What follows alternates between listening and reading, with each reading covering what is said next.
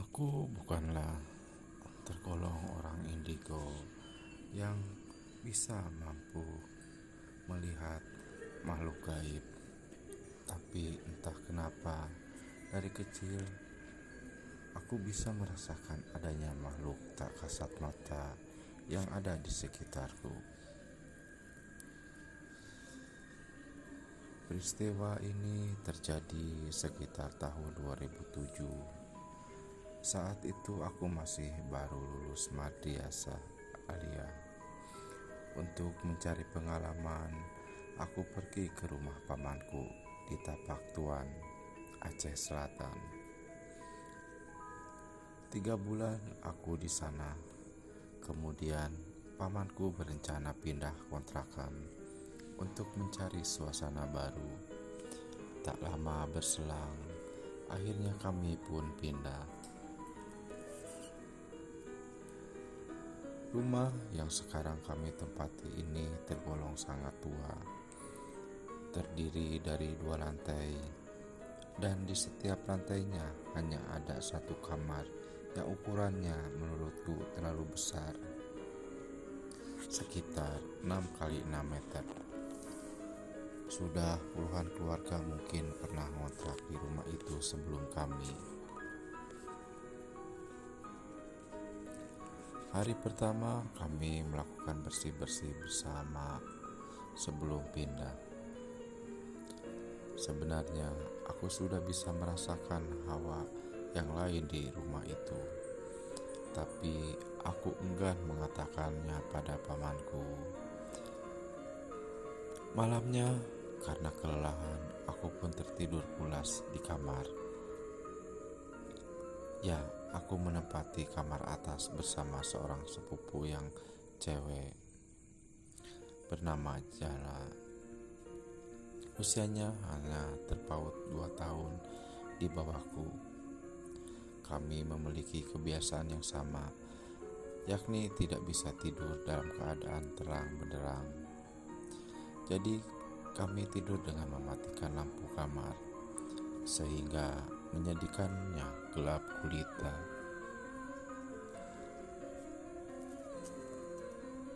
Gangguan dari makhluk itu langsung aku rasakan. Di antara sadar dan tidak, aku melihat sosok tinggi besar yang tengah berdiri di sudut tangga. Karena kebetulan pintu kamar belum tertutup, sosok itu berpostur tidak wajar dengan mata merah menyala dan rambutnya yang gimbal. Sosok itu terus menatap ke arahku. Sontak aku ketakutan dan bermaksud membangunkan Jala. Tapi tubuhku tak mampu bergerak.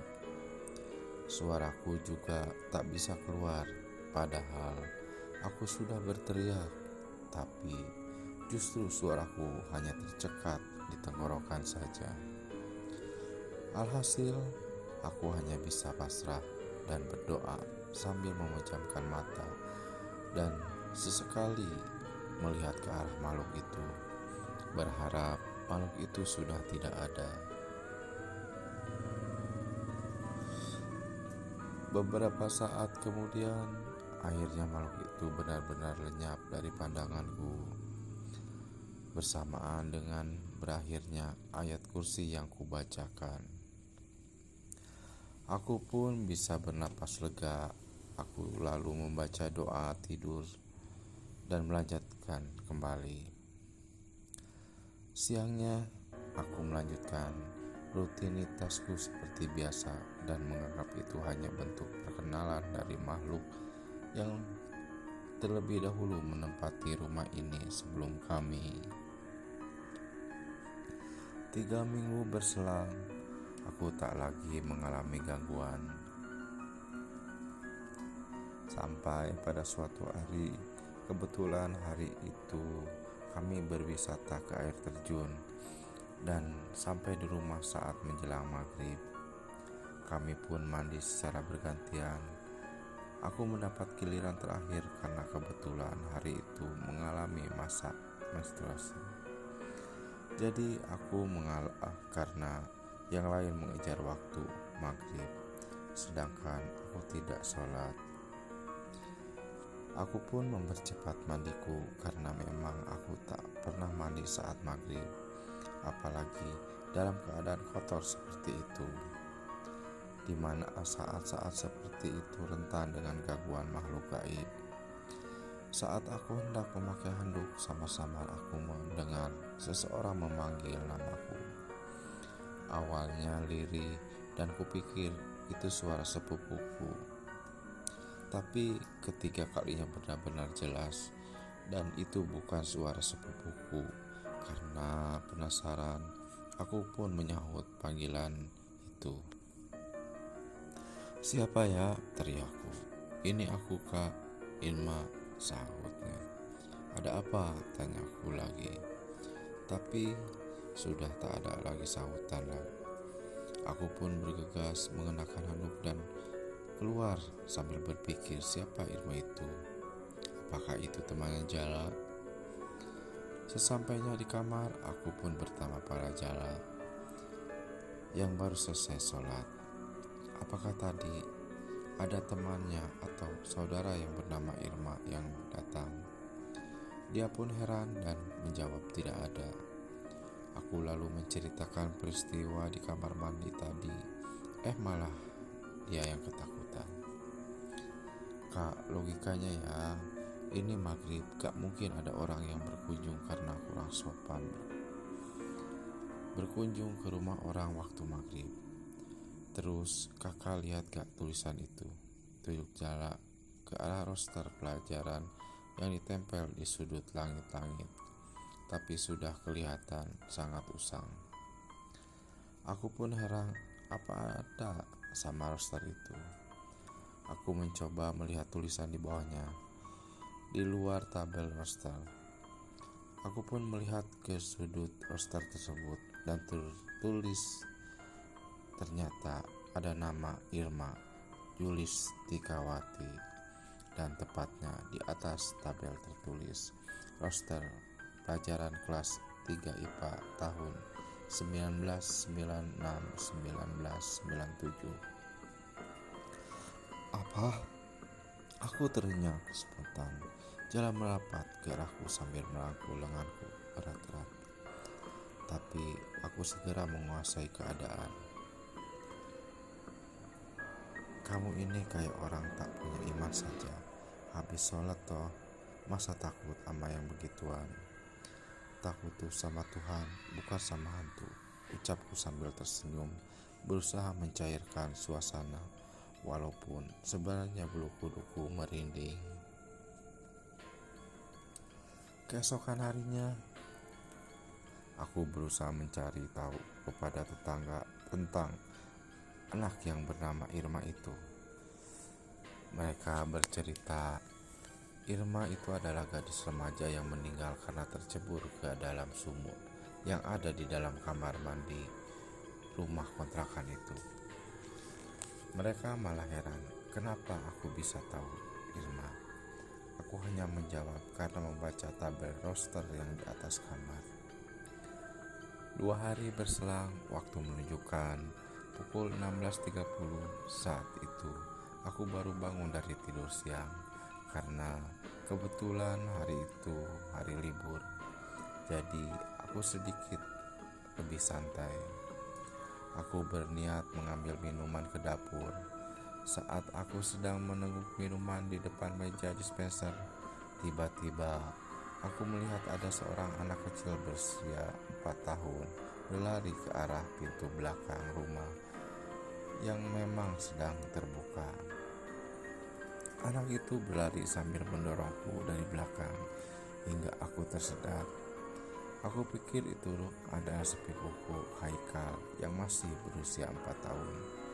Dia terlihat seperti habis mandi dengan hanya mengenakan cawet dan bedak yang bertaburan di punggungnya. Tapi kenapa aroma bedak itu begitu menusuk? "Haikal, habis mandi tuh pakai baju dulu, Dek. Baru boleh main. Ini belum pakai baju, udah lari-larian," jawab bau sambil bau acem juga. Tapi malah bibiku yang menyahut di dalam ruangan TV. "Haikal dari mana, Nak? Kan Haikal belum pulang." Aku pun teringat bahwa sepupuku yang memang masih balita itu sedang ikut bersama ayahnya ke rumah saudaranya sejak tadi pagi, dan rumahnya itu berada di kecamatan lain. "Waduh, apalagi ini?" gumamku. Belum sempat aku berpikir jernih, tiba-tiba aku melihat sekelebat bayangan aneh, seperti sosok perempuan mengenakan baju seperti daster dengan rambut tergerai sampai kaki. Bayangan itu seperti melayang dengan ringannya, namun kemudian melesat dengan cepat ke arah ruang tamu. Melihat itu, aku langsung istighfar beberapa kali. Entah kenapa perasaanku mulai tak enak. Puncaknya terjadi pada malam itu juga, saat aku tiba-tiba mulai terlelap. Aku terjaga karena melihat Haikal yang berlari-lari sambil tertawa di dalam kamarku. Dan saat itu aku membuka mata, tak ada siapapun di sana. Sengaja aku tak menceritakan ini kepada sesepupuku Jala yang sedang tidur sekamar denganku, karena aku yakin dia pasti ketakutan. Akhirnya aku pun mencoba tidur kembali walaupun sedikit sulit. Akhirnya aku terlelap. Namun ketenangan terus kembali. Aku tidur dalam posisi terlentang, dan tiba-tiba aku merasakan dadaku serasa ditindih sesuatu. Sesak bukan kepalang, dan tak lama berselang aku merasakan tubuhku diseret ke bawah. Aku berusaha meronta dan berteriak hingga kurasakan tubuhku terjatuh. Kemudian tubuhku diseret lagi ke arah kursi kayu tua yang di atasnya. Kami letakkan kipas angin. Jelas telingaku mendengar suara kipas angin itu menderu seperti helikopter. Aku berupaya melihat makhluk apa yang memperdayaku saat itu, tapi tetap tak kelihatan. Malah yang kurasakan leherku dibelit kabel kipas angin yang tiba-tiba mati. Aku merasa makhluk itu makin keterlaluan. Aku pun mulai membaca ayat kursi, hingga tak lama kemudian aku mencium bau gosong dan tubuhku terasa ringan.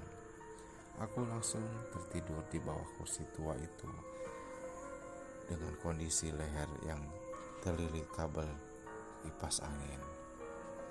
Pagi-pagi sekali aku merasakan pipiku ditepuk-tepuk. Hingga kubuka mata, ternyata bibiku.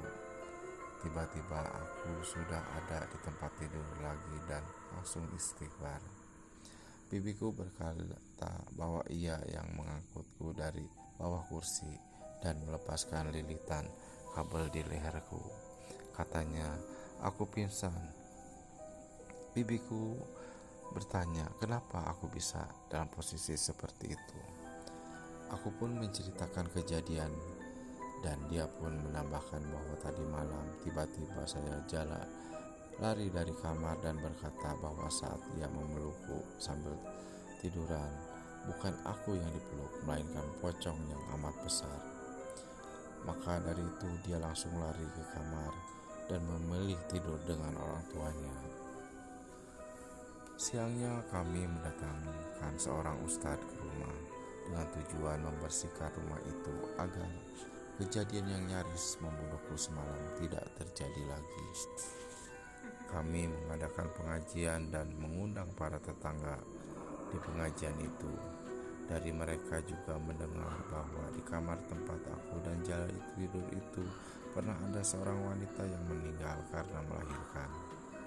Dan katanya arwah wanita itu sempat meneror kampung tersebut selama 40 hari, tapi sekarang sudah tidak lagi.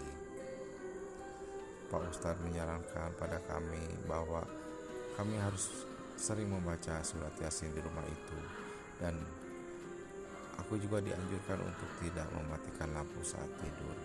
Semenjak kami sering membacakan surat Yasin sambil sholat, aku tak pernah lagi mendapatkan gangguan dari makhluk halus di rumah itu.